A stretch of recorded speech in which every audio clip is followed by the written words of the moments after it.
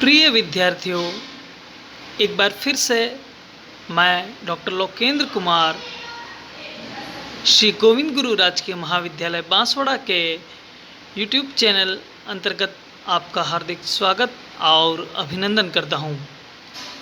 प्रिय विद्यार्थियों, जैसा कि आप जानते हैं, हम भक्ति काल देख रहे हैं। पिछली कड़ियों में हमने भक्ति काल की पृष्ठभूमि को समझने का प्रयास किया।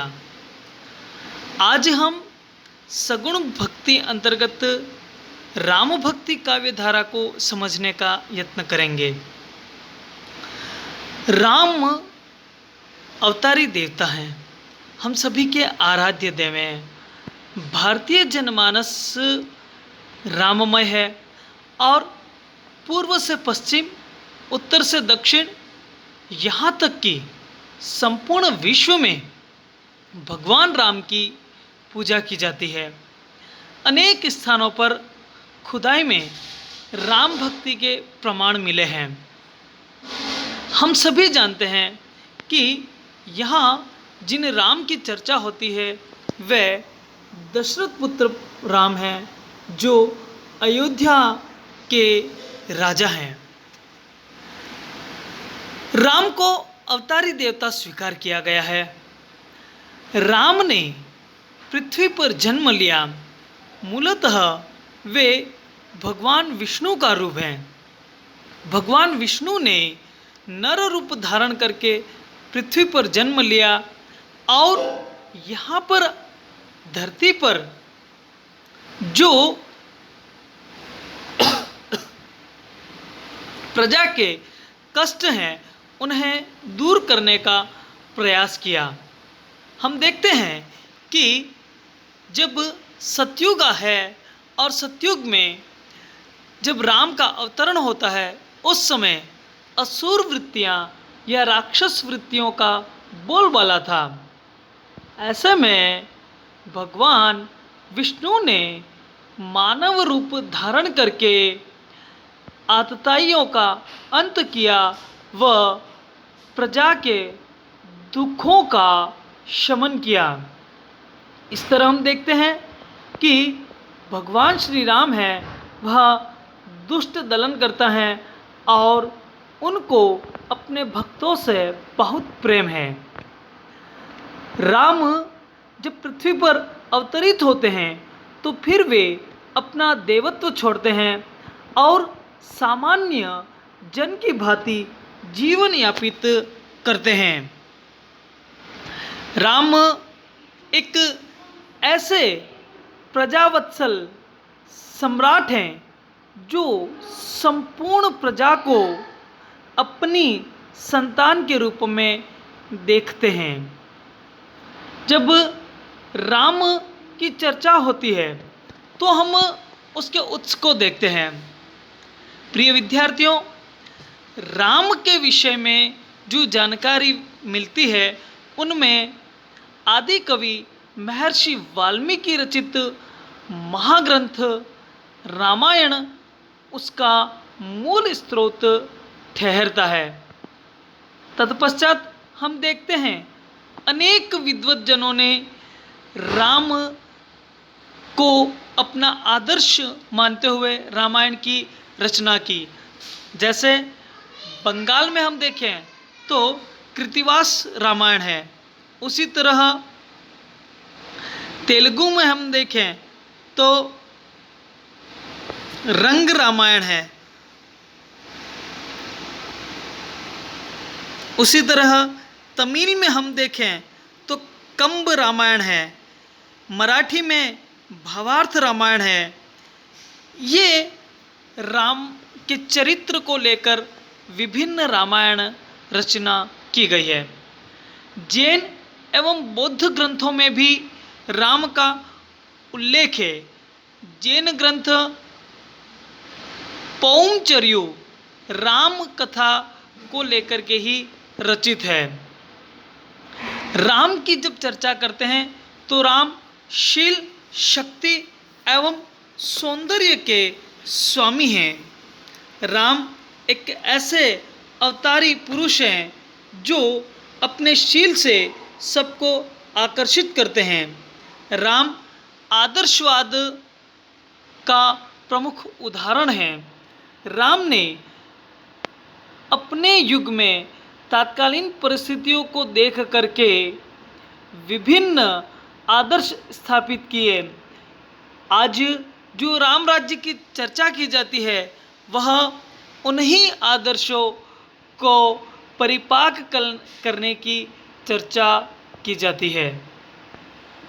जब राम भक्ति की चर्चा होती है तो हम राम भक्ति की प्रतिष्ठा कहाँ से हुई, एक सहज मन में प्रश्न आता है, ध्यान में आता है। दक्षिण भारत में रामानुजाचार्य ने राम के अवतार को सर्वप्रथम स्वीकारा और उन्होंने राम भक्ति हेतु विशिष्टाद्वैत सिद्धांत की स्थापना की। साथ ही उन्होंने अपने संप्रदाय की स्थापना की जिसे श्री संप्रदाय कहा गया। कालांतर में रामानुजाचार्य के विशिष्टाद्वैत से दीक्षित स्वामी राघवानंद ने राम भक्ति को अंगीकृत किया और न सिर्फ राम भक्ति को अंगीकृत किया बल्कि वे राम भक्ति को दक्षिण भारत से उत्तर भारत में लाते हैं। वहाँ पर राघवानंद के शिष्य स्वामी रामानंद ने उत्तर भारत में राम भक्ति का प्रचार प्रसार किया।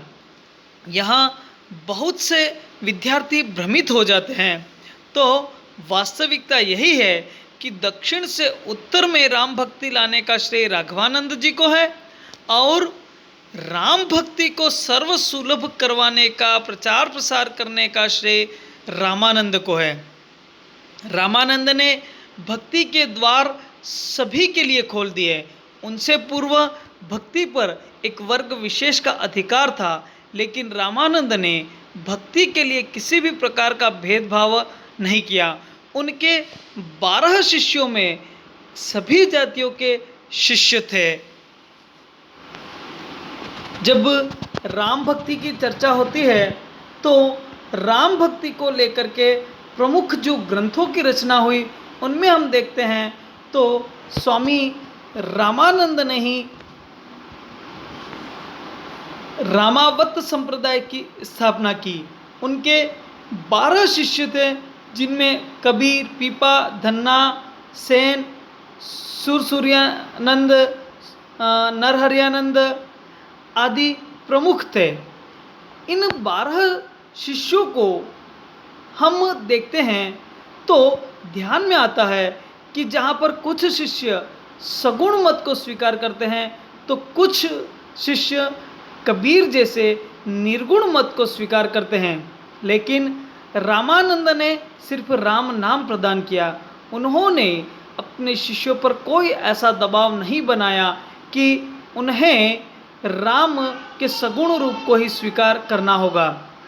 यद्यपि यह भी ध्यान में आता है कि स्वयं रामानंद ने दशरथ पुत्र राम की पूजा अर्चना की है और राम के चरित्र को लेकर के उन्होंने राम रक्षा स्तोत्र, वैष्णव मताब्ज भास्कर और श्री रामार्जुन पद्धति जैसे ग्रंथों की रचना की है। आपको ध्यान में होगा कि जो हनुमान जी की हम आरती गाते हैं, आरती कीजिए हनुमान लला की, उसकी रचना भी रामानंद जी ने ही की है। प्रिय विद्यार्थियों, रामानंद के पश्चात जो नाम आता है वह है गोस्वामी तुलसीदास। गोस्वामी तुलसीदास संपूर्ण भारतवर्ष के महान संत ठहरते हैं। गोस्वामी तुलसीदास का जन्म सन 1532 ईस्वी में और स्वर्गवास सन 1623 ईस्वी में हुआ था। उनकी जन्मस्थली राजापुर उत्तर प्रदेश मानी जाती है। उनके गुरु का नाम नरहरियानंद था। उनकी पत्नी का नाम रत्नावली था। हम सभी जानते हैं कि उनकी पत्नी के एक उल्हाने ने उनके जीवन को बदल दिया और वे पत्नी भक्त से राम भक्त बन गए और आजीवन राम भक्ति में लीन रहे। तुलसीदास जी ने कुल 12 ग्रंथों की रचना की, जिनमें रामचरितमानस, विनय पत्रिका, कवितावली, दोहावली, गीतावली, रामलला नहछु, कृष्ण गीतावली, वैराग्य संदीपनी, रामाज्ञा प्रश्न, बर्वे रामायण, पार्वती मंगल, जानकी मंगल हैं। जब तुलसीदास जी की बात आती है तो सबसे प्रसिद्ध उनका जो ग्रंथ है वह रामचरितमानस है। रामचरितमानस अवधी भाषा में रचित एक अमूल्य ग्रंथ है जो आज भी हमारा कंठहार बना हुआ है। इसकी रचना सन 1574 ईस्वी में हुई थी। रामचरितमानस में 7 कांड है। इनमें बालकांड, अयोध्याकांड, अरण्यकांड, किष्किंधाकांड, सुंदरकांड, लंकाकांड, उत्तरकांड प्रमुख हैं। ये जो 7 कांड रामचरितमानस में हैं, उन कांडों को लेकर के ही संपूर्ण ग्रंथ सृजित हुआ है, जिनमें जब हम बात करते हैं तो सुंदरकांड में हनुमान जी के वैभव को बताया गया है। इसी तरह विनय पत्रिका में तुलसीदास जी ने भगवान से कली काल से मुक्ति के लिए प्रार्थना की है। एक तरह से यह पत्र शैली में लिखी गई रचना है। प्रिय विद्यार्थियों, जब हम तुलसीदास जी की भाषा की चर्चा करते हैं तो उन्होंने अपने ग्रंथ अवधी और ब्रज दोनों ही भाषा में रचे हैं, किंतु रामचरितमानस की रचना उन्होंने अवधी भाषा में की है, इसलिए उन्हें अवधी भाषा का सर्वश्रेष्ठ कवि माना जाता है। तुलसीदास जी के पश्चात ईश्वरदास की बात करते हैं। उन्होंने 2 ग्रंथ भरत मिलाप व अंगद पेच की रचना की है। प्रिय विद्यार्थियों, आप जब तैयारी करते हैं तो राम भक्ति की विशेषताएं भी एक बहुत महत्वपूर्ण प्रश्न बनता है और आपको पूछा जा सकता है। इसलिए राम भक्ति की हम विशेषताएं देखते हैं तो सामने आता है राम का स्वरूप। विद्यार्थियों, राम को विष्णु का अवतार स्वीकार किया गया है। हम सभी जानते हैं कि जब जब होई धर्म की हानि बाढ़ी असुर महाअभिमानी कहा गया, अर्थात धर्म की हानि होने पर भगवान स्वयं अवतार लेते हैं। राम ने भी भगवान विष्णु के रूप में यहाँ धरती पर जन्म लिया और उन्होंने यहाँ नर रूप में अनेक असुरों का संहार किया।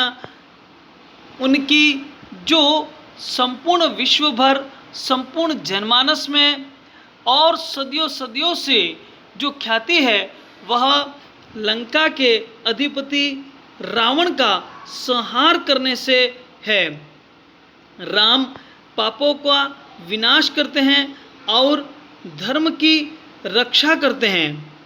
वे शील, शक्ति और सौंदर्य के स्वामी हैं।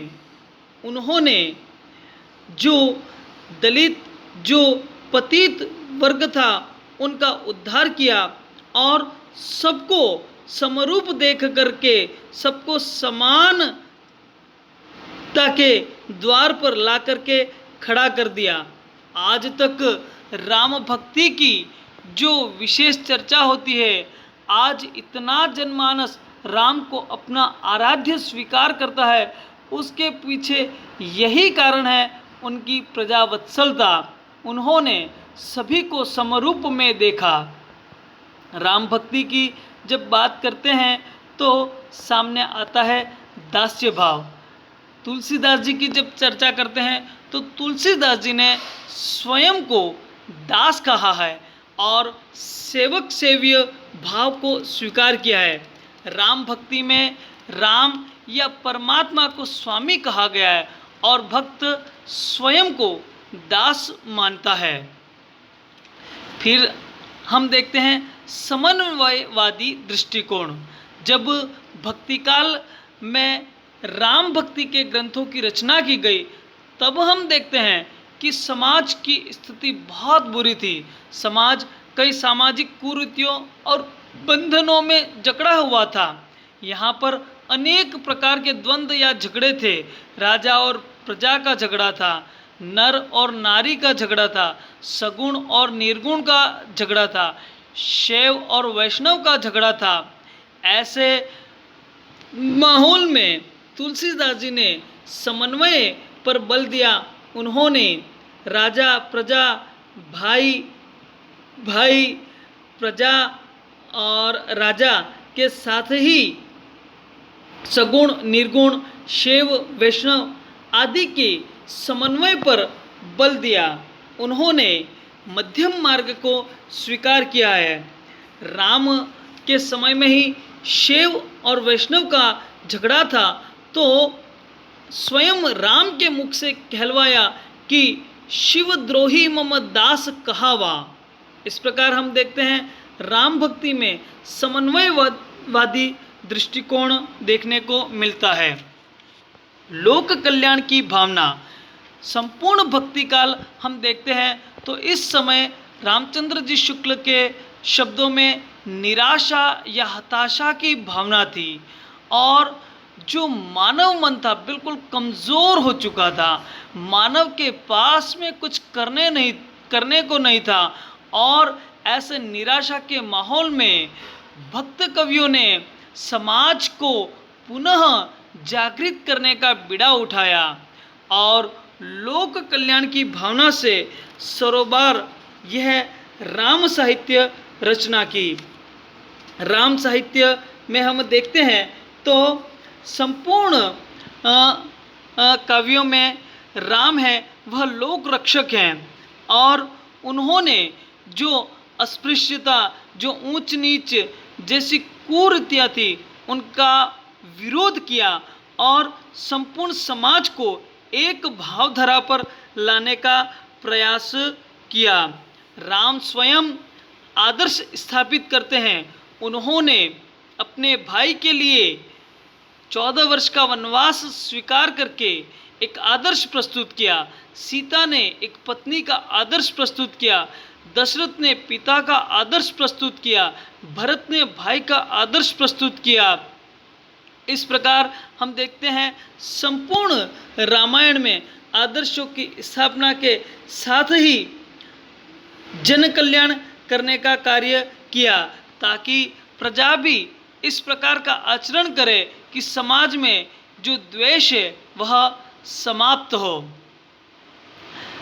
राम भक्ति की विशेषताओं में हम रस चित्रण देखते हैं तो चूंकि राम भक्ति काव्य में मर्यादा की स्थापना है इसलिए अधिकांशतः हमें शांत रस का ही परिपाक देखने को मिलता है। शांत रस के साथ में भक्ति रस का सुंदर संयोजन किया गया है। किंतु हम कालांतर में देखते हैं कृष्ण भक्ति के प्रभाव से रसिक संप्रदाय की स्थापना हुई थी और साथ ही अग्र अली ने सखी संप्रदाय स्थापित किया। इनमें कृष्ण भक्ति के समान ही कुछ कुछ राम और सीता को लेकर के श्रृंगार के पदों की रचना की गई, किंतु ऐसे जो थोपे गए रस थे उन्हें इस भक्ति में मान्यता नहीं मिली। भाषा की जब बात करते हैं तो अधिकांश राम काव्य अवधी भाषा में रचा गया है। तुलसीदास जी का रामचरितमानस नामक महाकाव्य है, उसकी रचना भी अवधी भाषा में की गई है। जब केशव की रामचंद्रिका की चर्चा करते हैं तो यह शुद्ध साहित्यिक ब्रज भाषा में रची गई है और दोहा रामचरितमानस में अधिकांशतः हम देखते हैं दोहा चौपाई शैली का प्रयोग किया गया है। साथ ही विविध अलंकार यथा अनुप्रास, यमक, रूपक, उत्प्रेक्षा, अलंकार, अन्योक्ति, ऐसे अलंकारों का सुंदर परिपाक हुआ है। संपूर्ण राम काव्य में बिंब प्रतीक का भी प्रयोग किया गया है। इस प्रकार जब हम चर्चा करते हैं तो राम है वह जन जन के देव ठहरते हैं। आज भी राम हमारे घट घट में बसे हुए, चहुं ओर राम के नाम से अभिवादन किया जाता है। प्रिय विद्यार्थियों, राम भक्ति को लेकर के अनेक साहित्य की रचना की गई, जिनकी ख्याति दिग दिगंतर तक फैली हुई है। इस प्रकार राम भक्ति को हमने देखने का प्रयास किया है। आगामी कड़ियों में हम भक्ति काल के अंतर्गत ही कृष्ण भक्ति और संत व सूफी मत को देखने का प्रयास करेंगे।